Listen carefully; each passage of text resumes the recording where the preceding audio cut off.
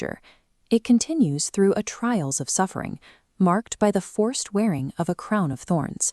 The story reaches its climax with a public execution, death on a cross. This sequence is culturally treated as a unique, one-time biography that defines the very nature of religious truth. However, the historical record contains 15 major religious movements that predated Christianity by centuries. From the Egyptian Horus to the Persian Mithras, these traditions all utilized the same narrative blueprint: a savior born in a manger, accompanied by 12 apostles, and executed while wearing a crown of thorns. It is difficult to ignore the pattern when a 16th religion claims exclusive truth while mirroring 15 predecessors point for point.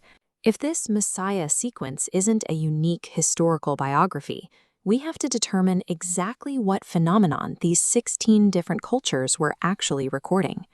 This entire tradition revolves around a celestial pun, the confusion between the biological sun of the Creator and the literal sun in the sky. Ancient civilizations viewed the sun as a living savior, providing the light, warmth, and agricultural life necessary for their survival. The foundational source for this widespread personification lies in the mythology of ancient Egypt. These Egyptian myths functioned as allegorical translations of the physical world, turning the daily cycle of light and dark into a dramatic human drama. The universal savior blueprint serves as an ancient astrological map, tracking the life cycle of the sun through the heavens. Each morning, the sun is born again as the metaphorical newborn sun. The Egyptians identified this morning sun as the deity Horus. The phonetic roots of the word horizon reflect this ancient morning greeting, Horus risen. We still observe this in modern practice, where Easter features sunrise services, specifically intended to celebrate the risen sun.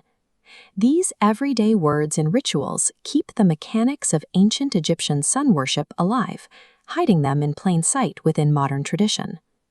Every day has an antagonist, the evil brother, often called the Prince of Darkness. In the allegory, he seizes control of the world the moment the sun dies and disappears for the night. The Egyptians gave this dark character a name, Set. When the sun disappears and darkness takes over, we say the sun has set, the arrival of the sunset.